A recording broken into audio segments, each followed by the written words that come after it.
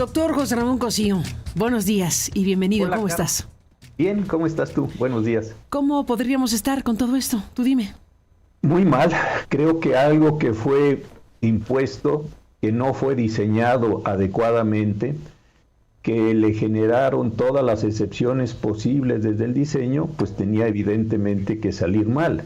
No es que estemos viviendo algo, digámoslo así, excepcional. Simplemente es la consecuencia de un mal diseño desde el origen, una serie de intuiciones, una serie de elementos de verdad muy pintorescos, lo voy a decir así, que pusieron desde el origen en la reforma constitucional y que ahora en la operación pues evidentemente no les están resultando. Bastaría ver como un elemento que no se ha discutido el acuerdo que sacó el Instituto Nacional Electoral para tratar de ajustar la geografía electoral a la geografía judicial, que es un despropósito, y siguen los despropósitos, y siguen los despropósitos, y piensan, no sé de verdad de qué manera, que de este conjunto de despropósitos va a salir un poder judicial legitimado, un poder judicial que va a tener capacidad para actuar en estos momentos tan difíciles del país, y resolver y pacificar las controversias. De verdad que es un conjunto de disparates y de sinsentidos que se siguen acumulando. El que estamos viendo el día de ayer con la resolución del tribunal por esta mayoría de 3, pues no es más que un episodio más de todos estos elementos, Carmen. Acabamos de escuchar a la presidenta del Tribunal Electoral del Poder Judicial de la Federación y bueno, pues hablando con ella, planteándole lo que nosotros pudimos revisar de la propia Constitución y lo que explicó, por cierto, aquí mismo en el programa el viernes pasado la magistrada Emilia Molina de la Puente, que formaba parte del comité de evaluación del Poder Judicial, que ayer renunció. El viernes no habían renunciado y el viernes aquí mismo la magistrada explicó y después lo reconsultamos en la Constitución misma, en una nota que se puede leer en el sitio de Juan Amar Fierro, que explica lo que dice la Constitución. Bueno, al plantearle lo que dice la Constitución a la presidenta del Tribunal Electoral, ella dice que no se alejan de la Constitución porque plantea que los imprevistos, en pocas palabras, que quedan en manos del Senado para resolverlos, considerando que esto fue un imprevisto y entonces de esa forma haciendo valer, déjame tratar de repetir lo que dijo la presidenta del tribunal, haciendo valer el derecho a ser votados de los aspirantes que se inscribieron en el Poder Judicial, es que resolvieron lo de ayer. ¿No te convence la argumentación de la presidenta del tribunal? Mira, me acordé cuando la escuché y me acordé de esos concursos infantiles donde se decía todo lo no previsto será resuelto por el jurado. Ajá. No hay ningún artículo que diga eso, ¿eh? Ningún artículo, al revés. Lo que dice el Congreso fue que esa reforma se interpretaría a la literalidad y no hay nada, absolutamente que nada que diga como los concursos de pintura de las escuelas, de las primarias, en todo lo no previsto el jurado resolverá. Nada de eso hay. Es un sistema de competencias expresas y específicas donde nada de eso existe. Lo que señaló la magistrada presidenta y lo que sostiene la sentencia son 3 puntos esenciales. El primero, que el Tribunal Electoral es la máxima autoridad en materia electoral, cosa que es verdad en principio, pero también hay que recordar que el propio artículo 99 dice que la Suprema Corte de Justicia resolverá primero las diferencias de criterios sobre la Constitución que puedan existir. Entonces, el máximo intérprete de la Constitución, y ahí queda comprendida la materia electoral, es la Suprema Corte de Justicia, no el Tribunal Electoral. En segundo lugar, la fracción 17 del artículo 11 de la Ley Orgánica, que también rige al Tribunal Electoral, establece un procedimiento para resolver las diferencias interpretativas que existan entre el Poder Judicial y la Suprema Corte, o la Suprema Corte y el Tribunal Electoral y otros órganos del Poder Judicial. Y lo que es interesante es que en este caso se promovió esa acción Y el voto particular de la magistrada Otálora dice expresamente eso. Yo creo, dice la magistrada Otálora, que no podía este tribunal resolver lo que resolvió como incumplimiento oficioso, y tú lo decías muy bien, oficioso ha sido este incidente y todo lo demás, que hasta que no se resuelva ese asunto está abierto, ese asunto tenía como ponente designado al ministro Gutiérrez Ortiz Mena, de forma tal que ahí estaba el medio mediante el cual se podía haber determinado si, como lo decías tú muy bien hace un momento, el comité evaluador debía acatar la suspensión que dictó o que dictaron los jueces de Michoacán y Jalisco, o tenía que acatar la resolución que dictó el Tribunal Electoral. Y ese era el medio de resolución del caso. No es verdad que no exista un medio en nuestro orden jurídico. Fracción 17 del artículo 11 de la ley orgánica.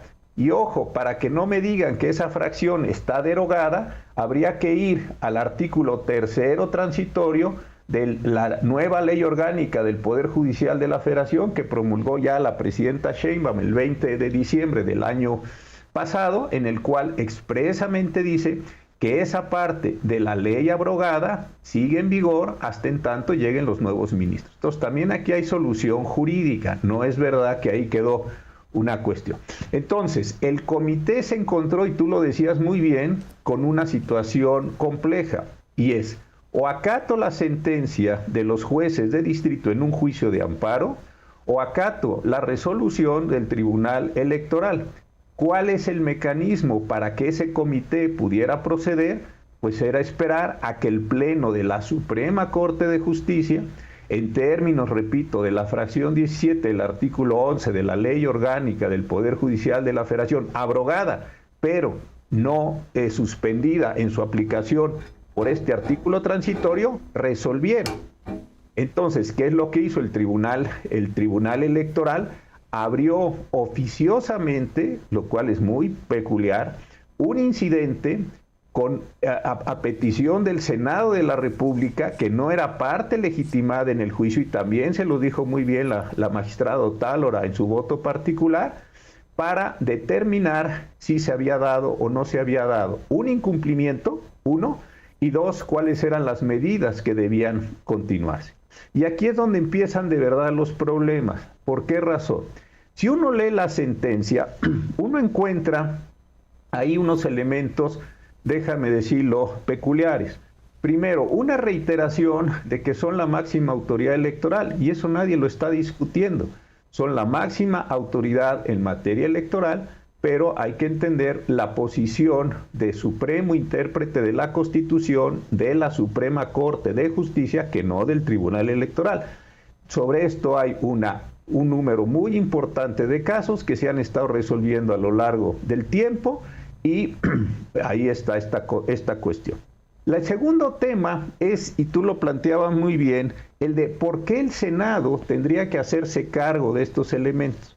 La sentencia tiene, no sé si son 20 páginas, con una redacción muy peculiar también, reiterando que tienen que darle efectos, que no se pueden quedar detenidas las cosas, un tema de reparaciones, en fin, una gran cantidad de argumentos, o pretenden ser argumentos para decir por qué pueden llevar a cabo estas acciones. Y lo que al final de cuentas hacen es otorgarle a la mesa directiva del Senado de la República una amplia gama de competencias, prácticamente para sustituirse esa mesa directiva en todo lo del comité de evaluador. La propia Constitución me parece que estableció que si un poder ejecutivo, legislativo o judicial no mandaba sus listas, pues no mandaba sus listas. Por eso dice, si no manda a tiempo sus listas, pues se quedará ese poder sin la posibilidad de presentación de candidatos. Y aquí es donde viene la parte más oficiosa del tribunal, en concordancia con el Senado, porque me parece que no se quieren quedar fuera para no deslegitimar una elección que día a día se va deslegitimando por su propia operación y por la intervención de una serie de actores de todos sabores y colores en esta elección, para decir, no fue ilegítima porque al final de cuentas, ante la omisión de un comité que tenía una suspensión encima de sí por un juez de distrito, y cuya suspensión, por cierto, pudo haber sido impugnada mediante un recurso de revisión para que jurídicamente se resolviera si esa suspensión era o no procedente. Aquí hay otro problema adicional, pero en fin, eso no lo voy a tratar ahora. El problema está entonces en que se fuerzan todos los elementos y se les da unas competencias extraordinarias al Senado de la República que no lo tiene. Y eso de que el Senado es una especie de árbitro final o es una especie de jugador excepcional, pues eso no está ni en la Constitución, que ya fue aprobada y publicada el 15 de septiembre, ni tampoco está en los artículos transitorios. Ahí sí es una idea que se construyeron los 3 magistrados de la mayoría, de esta mayoría que se repite desde la asignación de una sobrerepresentación a Morena y a los partidos aliados a Morena, que ya viene manteniéndose ya históricamente esta mayoría. Entonces, desde ahí me parece que hay un problema central en el tribunal. Si uno lee la parte de los efectos de la resolución, pues sí, verdaderamente el Tribunal Electoral en esta mayoría construyó todo un andamiaje en que no está previsto en la Constitución y que no tiene ningún sustento jurídico más que una idea general de reparación que se está dando. Por otro lado, también me llamó mucho la atención del voto particular de la ministra Otálora, cuando dice, oigan, yo en un caso hace de algunos años, con esta misma integración, algunos de estas personas ya no están en el tribunal, pero siguen estando otras, ustedes me rechazaron la apertura de incidentes oficiosos, ¿eh? Entonces la magistrada Otálora en un caso le dijo, hay que abrir un incidente oficioso, y la mayoría en ese momento le dijo, no, eso no existe aquí. Entonces ella les reprocha, y me parece que con buenos argumentos, para decir, ¿por qué entonces no y ahora sí? ¿Por qué es excepcional? ¿Por qué es electoral? Pues también es electoral el otro asunto. Todos los asuntos corren, todos los asuntos tienen plazos. Es decir, creo que es una situación mucho más compleja de lo que se está pretendiendo. Y decir que se actúa porque la Constitución así lo dice, pues no es verdad, porque el propio mecanismo que existía para resolver el conflicto interpretativo entre la Sala Superior y el Tribunal Electoral está previsto en esos casos. Y voy a ponerlo así. Fracción 17 del artículo 11 de la Ley Orgánica, la Suprema Corte tiene competencias para conocer y dirimir cualquier controversia que surge entre las salas de la Suprema Corte y las que se susciten dentro del Poder Judicial. Artículo 94, el Tribunal Electoral forma parte del Tribunal Judicial, con motivo de la interpretación de los artículos 94, 97, 100 y 101 de la Constitución y de los preceptos correspondientes de esta ley. Entonces, sí está concernido aquí el Tribunal Electoral. Y entonces, perdón que te interrumpa, ¿y entonces por qué la Suprema Corte de Justicia no resolvió? La Suprema Corte abrió el proceso, le asignó la competencia al ministro Gutiérrez, y el Tribunal Electoral, me parece que oficiosamente ¿Se adelantó? Exactamente. ¿Se adelantó? Y al haberse adelantado, sí. Pero a ver, aquí detengámonos un segundo aquí. Detengámonos aquí. El Tribunal Electoral del Poder Judicial de la Federación, con la prisa que corrió, resolvió lo de ayer y le dice al Senado, ármate una insaculación y una tómbola. Eso ya lo resolvió así. Eso significa que la resolución que tendría que tomar la Suprema Corte de Justicia respecto a quién tendría que hacerle caso el Comité de Evaluación del Poder Judicial, si a la orden de los jueces federales de Monterrey y Michoacán, si no me equivoco, si tenía que hacerle caso a las suspensiones de los jueces de Jalisco y Michoacán el Comité Evaluador, o tenía que hacerle caso a lo que le dijo y ordenó el Tribunal Electoral. Esas dos órdenes judiciales contradictorias. Eso está en la Corte todavía. Está en la Corte. ¿Qué pasaría? A ver, ya déjame aquí, pues esto déjame decirlo científicamente, esto es un desmadre. ¿Sí? Y en este desmadre, porque ya estamos en esta situación. Expresaste con total corrección. Pues sí, absolutamente. Esto ya se salió de madre y por lo tanto es un desmadre. En este punto estamos con que la Corte podría resolver este asunto en los tiempos legales todavía que corren. Y si eso sucede, imagínate tú que llegara a darse el caso, hipotéticamente, de que la Corte resuelva y diga, señores integrantes, ya no son integrantes porque renunciaron ayer, que ese es otro pequeño detalle, ya no hay comité de evaluación. Pero en el hipotético caso de que la Corte diga a quienes estén en el comité de evaluación del Poder Judicial, se les indica que deben hacerle caso a los jueces de Jalisco y Michoacán. Supongamos que sucediera eso, porque la Corte tendrá que resolver un día, o porque ya renunciaron en el comité de evaluación, la Corte ya no resuelve. A ver qué nos dices, ministro en retiro de la Corte. Mira, en este momento déjame ir por orden porque es un tema bien delicado. En primer lugar, yo creo que el Senado recibió, más allá de si está bien o mal, una orden, y el Senado, la mesa directiva del Senado tiene que proceder en este momento como se lo dijo el tribunal. Eso lo debo de decir. ¿Por qué? Porque el Senado está teniendo una orden sobre las condiciones de la insaculación que debe llevar a cabo, y la debe llevar a cabo este viernes. Entonces, ahí hay una primera condición. Aquí el Senado, si actúa, déjame decirlo, no está en desdoro. El desdoro vendría al Tribunal Electoral, pero no al Senado, porque está cumpliendo una orden judicial que se presentó en este mismo caso. Pero aún así sigue estando presente la discusión sobre el valor jurídico de las suspensiones que no han sido revocadas por parte de los jueces de distrito de Michoacán y de Jalisco. Ahí hay otro problema. Desde que salieron estas decisiones, el Comité de Evaluación del Poder Ejecutivo y del Poder Legislativo dijeron que no le iban a hacer caso a esas suspensiones judiciales. Lo correcto hubiera sido ir a impugnar jurídicamente, mediante un recurso de revisión, esos elementos, determinar o lograr una determinación sobre si tenían valor jurídico o no las suspensiones. Yo no estoy diciendo que las suspensiones sean perfectas ni correctas, tienen muchos problemas técnicos, pero están vivas en términos jurídicos. Entonces ahí hay un primer problema de gravedad. Muy bien.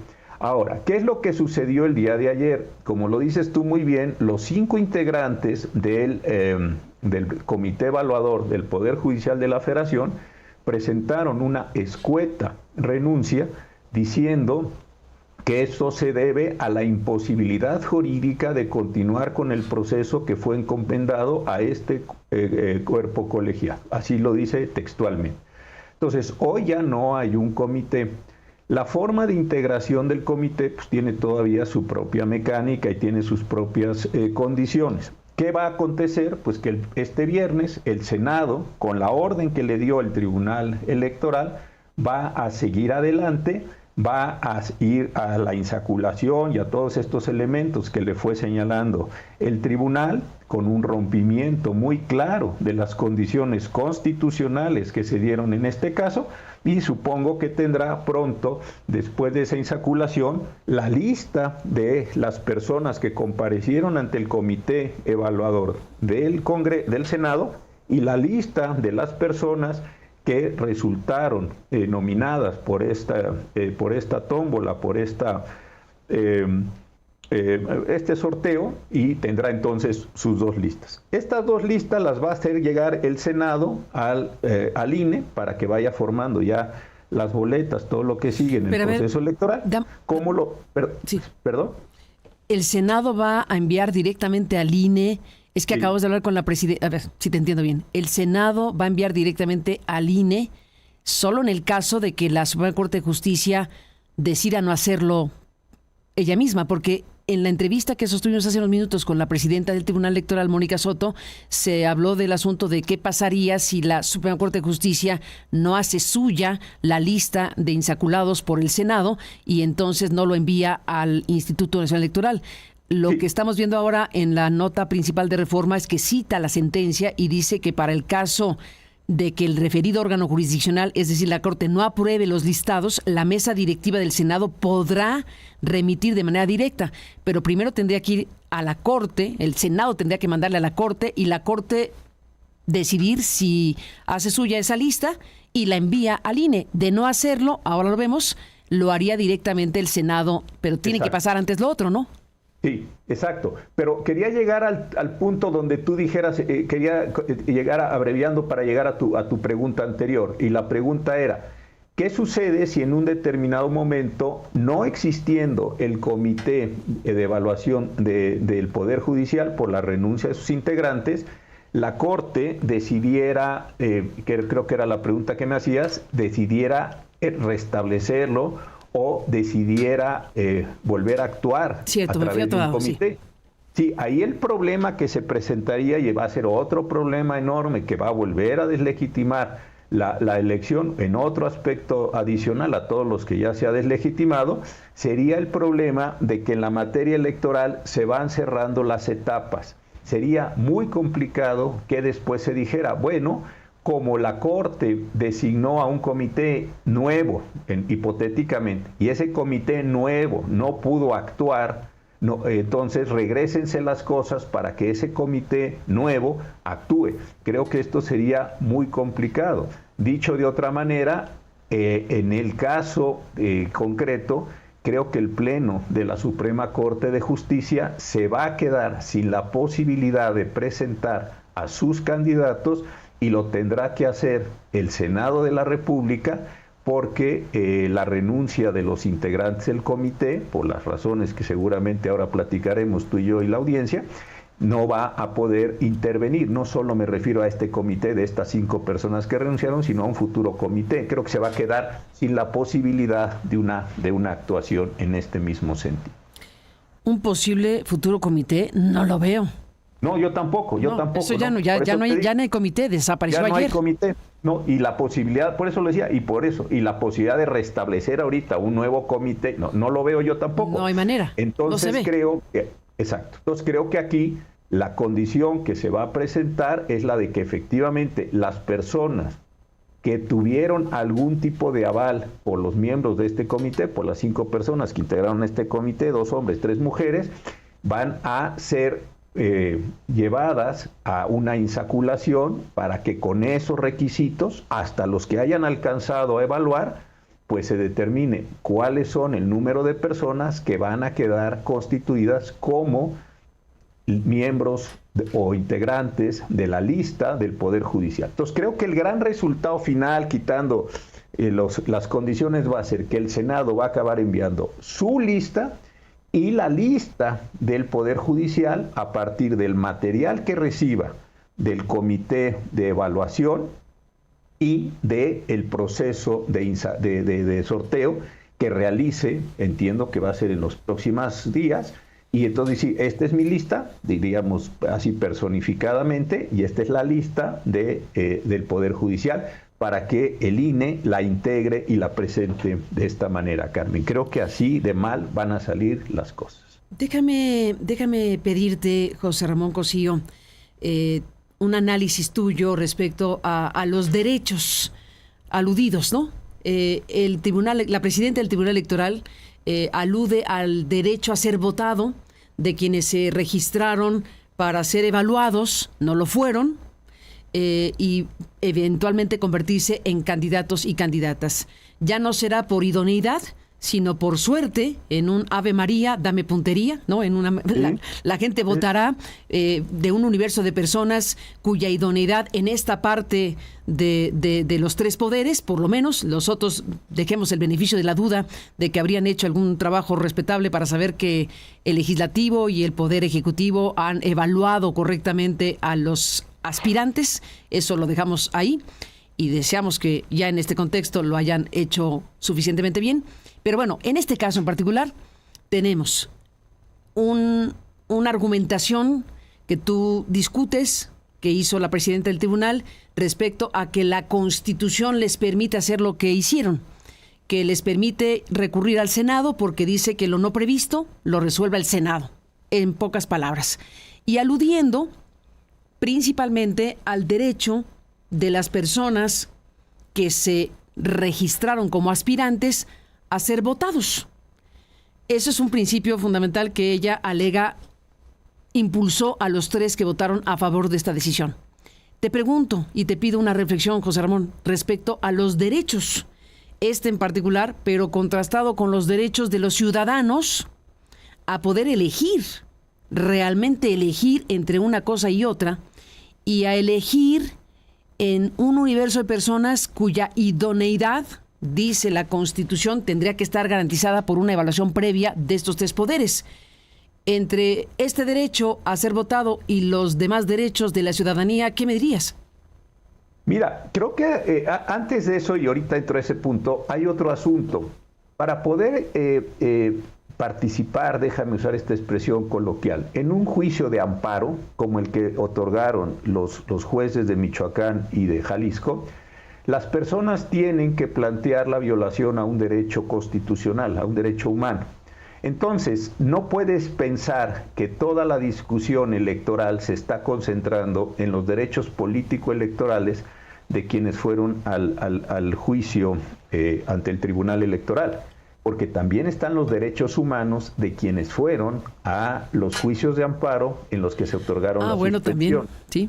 Claro. Derechos también. Entonces, son derechos. Tú no puedes decir, bueno, esos derechos humanos no tienen relevancia, aquí los únicos derechos que importan son los políticos electorales. Y es precisamente por eso que se genera un conflicto, déjame decirlo así, de derechos, para que ese conflicto de derechos pues, pueda ser resuelto.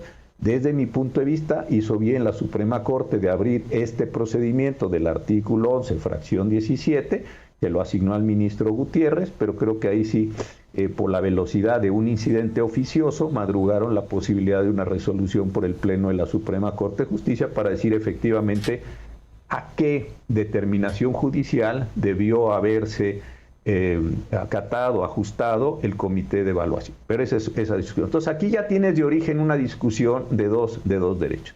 Y en segundo lugar el planteamiento que tú dices, porque claro, está el derecho, y aquí ya es una segunda discusión, que tienen quienes, como lo dices tú muy bien, están participando y que desde luego tienen un derecho político electoral, pero también los demás tenemos un derecho, tal vez no configurado con la misma claridad, pero sí para que se respeten las condiciones electorales para poder elegir a los jueces. Y aquí es donde yo te decía que se han ido viendo una cantidad enorme de excepciones por el pésimo diseño que desde el origen tuvo la iniciativa del presidente López Obrador del 5 de febrero y luego el dictamen de la Comisión de la Cámara de Diputados, que fue la que llevó a cabo los grandes ajustes.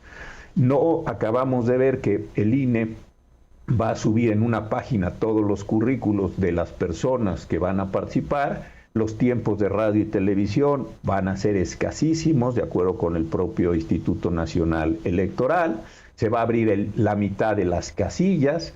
La boleta que el otro día ya se publicó y que algunos medios la han reproducido es una boleta compleja, que hay que poner nombres para las distintas posiciones. Es decir, es una elección que en lo único que parece que hay un consenso entre el oficialismo es que salga. Que salga como, eso es lo de menos, que salga. Y que salga con todas las excepciones, que salga con todos los huecos, que salga con todas las dificultades que ya está de suyo teniendo. Entonces, ahí viene tu punto que es muy importante. ¿Dónde queda la condición de los derechos políticos de una ciudadanía? Que no se trata solo de que vaya a votar un día o que utilice su casilla y que utilice su credencial, sino una ciudadanía que tiene que tener los requisitos, que se le tienen que haber satisfecho, los requisitos de información, de transparencia, de legalidad, de certeza para la propia elección. ¿En qué condiciones va a participar? Creo que es el fondo de tu pregunta. La ciudadanía en esta elección. ¿Quiénes son los candidatos? ¿De dónde salieron? ¿Quién los evaluó? Se ha estado pidiendo a los comités información pública. que yo creo que es información pública. Una persona que quiere, y se las ha negado. Se ha negado la información pública del Comité de Presidencia, si no me equivoco, ¿no? También. Entonces decir, oiga, ¿quiénes son los candidatos? No le puedo decir. ¿Por qué eligieron a esto? No le puedo decir. ¿Por qué X es mejor que Y? No le puedo decir. Bueno, pues entonces, ¿cuál es mi derecho a saber cuáles fueron los procedimientos para saber por qué están estos 5 adentro y estos otros 5 están afuera? Nada de eso lo vamos a saber. Nada entonces, de eso lo vamos a saber. Bueno, a lo mejor, ya te iba a decir que qué tal que íbamos al INAI, pero pues eso tampoco va. Bueno, tampoco, porque ya lo cerraron. Sujetos obligados sí son, ¿no? Sí, pero el INAI, ahora que pasó a la Secretaría... Que está a punto de pasar, están en tránsito todavía. Está a punto de pasar, pero ojo, que lo hemos platicado tú y yo aquí en el programa. Cuando se le pregunte a esta Secretaría de la Función Pública, dirá... De Anticorrupción y Buen Gobierno.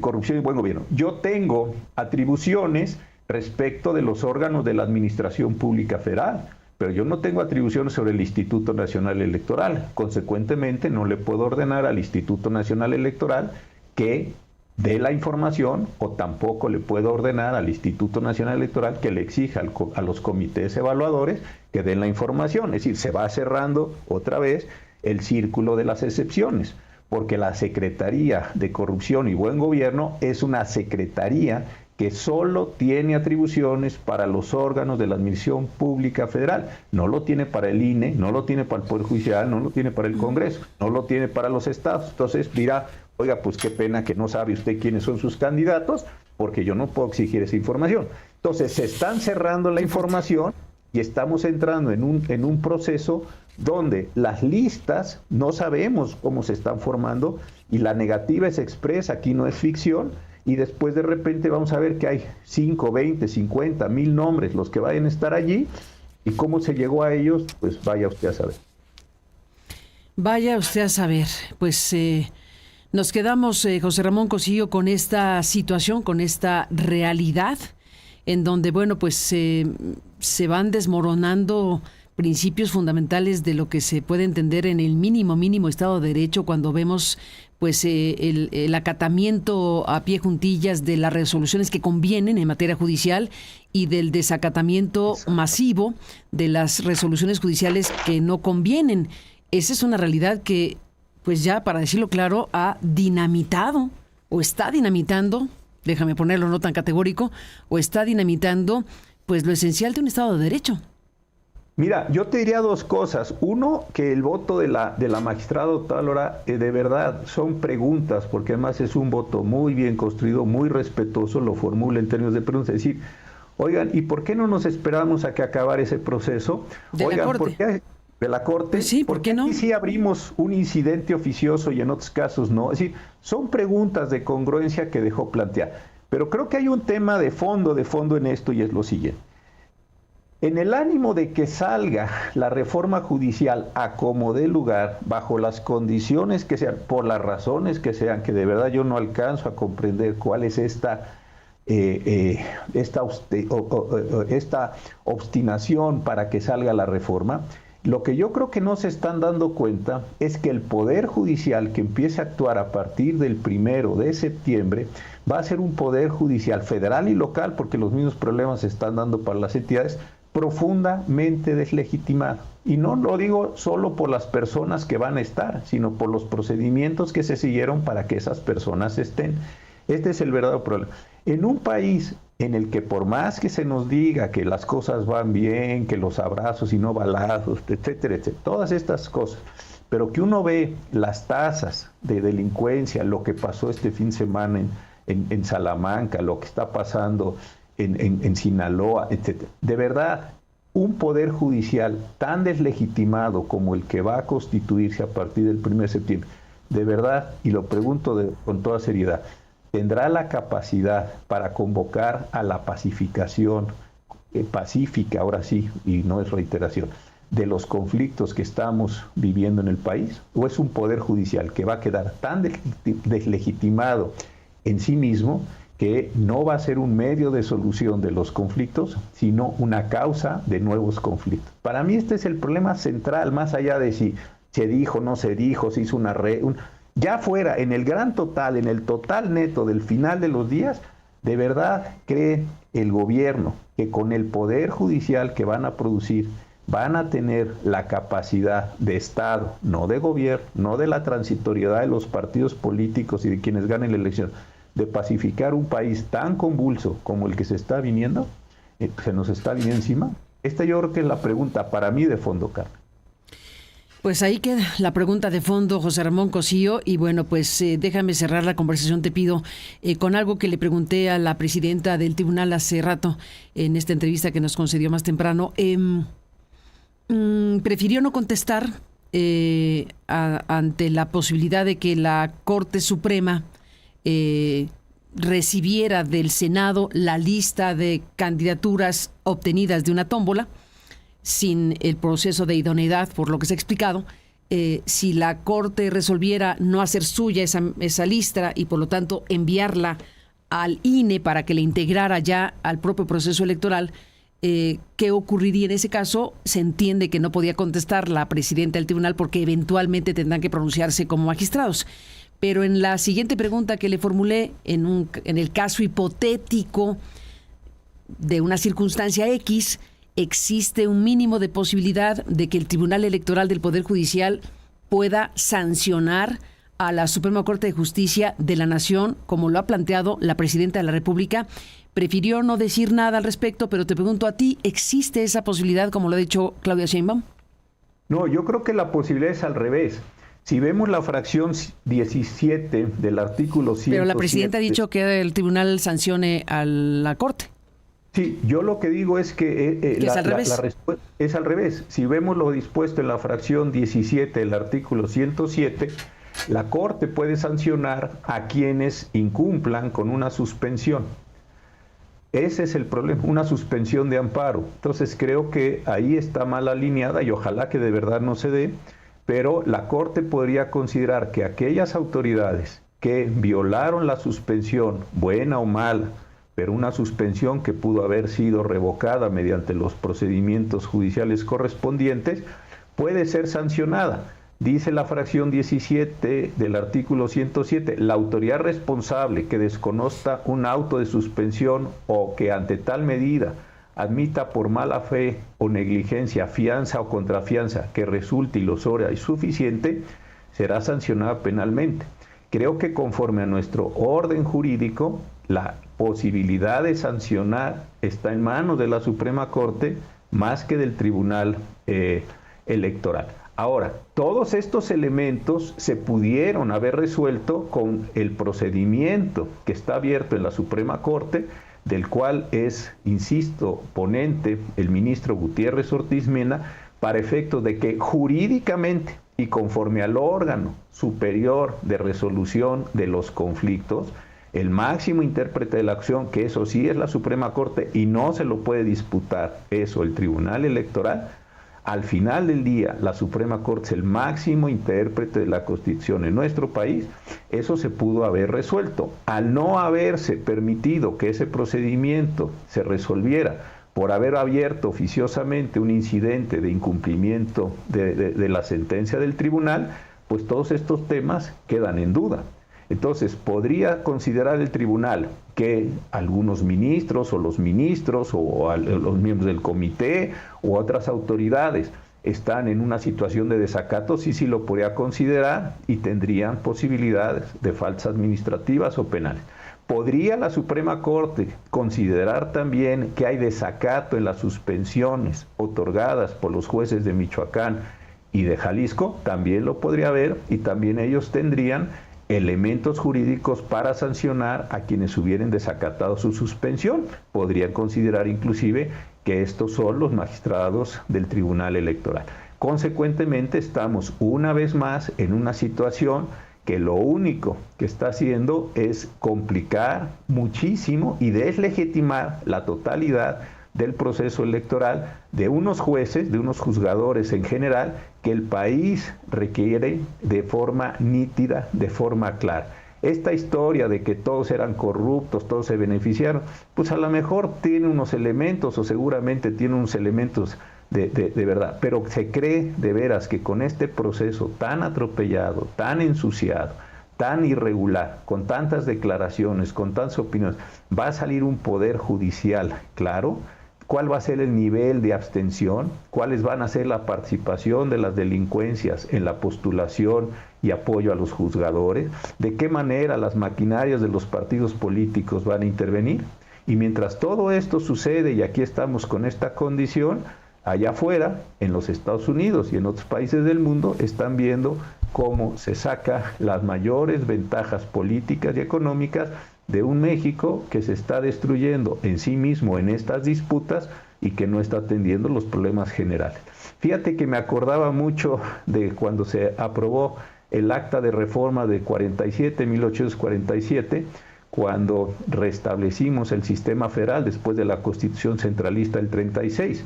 Estábamos aquí peleando y los conservadores y los liberales y los centralistas y los federalistas. Fue cuando perdimos el territorio nacional. No digo que vaya a ser, no digo que eso sea, pero en lo que estamos aquí tan entretenidos peleándonos por estas cosas, estamos en una crisis donde la situación, ahí sí, no retóricamente de la soberanía nacional, está en grave riesgo. Déjame, José Ramón Cosío, recuperar para escuchar lo que dijo hace rato la presidenta de la República respecto a todo esto y respecto a la renuncia de estos integrantes del Poder Judicial al Comité de Evaluación del Poder Judicial, esta escueta renuncia que presentaron por escrito, y pues la presidenta, con cierto tono burlón, irónico o con sorna, como lo queramos ver, dijo lo siguiente esta mañana. Pues no fue de que el tribunal dijera que podía continuar el poder legislativo a través de la selección al azar, sino que fue una decisión de la Corte de no continuar con los trabajos. Entonces, pues sí, pues ya que tenía que hacer el comité, si ya no iban a trabajar. O sea, porque lo ponen así como renuncian los... No, pues si ya no tenían trabajo.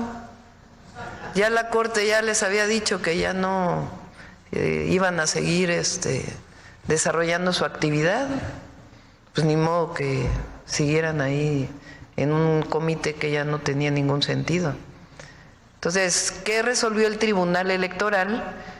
Que los 3,000 y tantos que quedaron en la primera selección de ese comité, el Senado de la República va a hacer una selección al azar de esas personas, y esas son las que van a participar como parte del Poder Judicial en la elección del 1 de junio. ¿Cómo ves, doctor Cosío? No, pues no coincido con la presidenta, con todo respeto, porque creo que la apertura de este proceso, insisto, en el que existía la posibilidad de resolver si debían continuar o no los trabajos y con qué alcances, cuál era el alcance de la resolución del Tribunal Electoral, tenía la posibilidad de resolverlo la Suprema Corte de Justicia. No es que la Suprema Corte haya bloqueado al Comité de Evaluación del Poder Judicial. El Comité de Evaluación estaba bloqueado por las suspensiones, buenas o malas, pero recurribles, irrevocables, de los jueces de Michoacán y Jalisco, y la apertura de ese expediente, pues que ya no se va a poder resolver porque quedó, pienso yo, sin materia, salvo que se quisieran abrir desde ahí las responsabilidades por las violaciones a la suspensión, que es una discusión distinta. Eso es lo que debió haberse resuelto. Pero al haberse abierto por el tribunal un incidente oficioso, y su nombre lo dice todo, oficioso, en consecuencia pues, se cerró esta posibilidad de dirimir jurídicamente cuál es esta condición. Y lo que va a acabar sucediendo en esto pues, es bastante obvio, y creo que tú se lo planteabas a la magistrada presidenta. El Tribunal Electoral está, déjeme decirlo así, esta mayoría de sus 3 integrantes está recargado, está apoyado en la fuerza política del Congreso, mientras que el comité no lo está. Consecuentemente, pues era bastante evidente que desde el punto de vista de la fuerza política, que no de los argumentos ni los procesos jurídicos, pues tenía una condición de ventaja el tribunal, al haber considerado, de verdad que no sé de dónde, que el gran resolutor o el gran intérprete o lo que el jurado resuelva al final, como en los concursos a los que hacíamos alusión, es el Senado de la República. Eso no existe de esa forma y basta leer la sentencia del tribunal para darse cuenta cómo a lo largo de 30 hojas tratan de justificar esto con una narrativa, traen a la Corte Interamericana, traen los proyectos, es decir, traen una gran cantidad de elementos que no tienen una consistencia desde mi punto de vista para decir por qué tendría que llevar a cabo las reparaciones el propio Senado de la República. Pero no, la Suprema Corte no bloqueó al Comité de Evaluación del Poder Judicial. El Comité de Evaluación solo aceptó la existencia de, como debía ser, de estas suspensiones. Pudo haber dicho no las acato, como hizo el Comité del Ejecutivo y Legislativo. El Comité de Evaluación del Poder Judicial dijo sí lo acato, y desde ahí es donde se presentó esta condición, Carmen. Pues así está el panorama, doctor José Ramón Cosío. Gracias, como siempre, por estar aquí en este momento.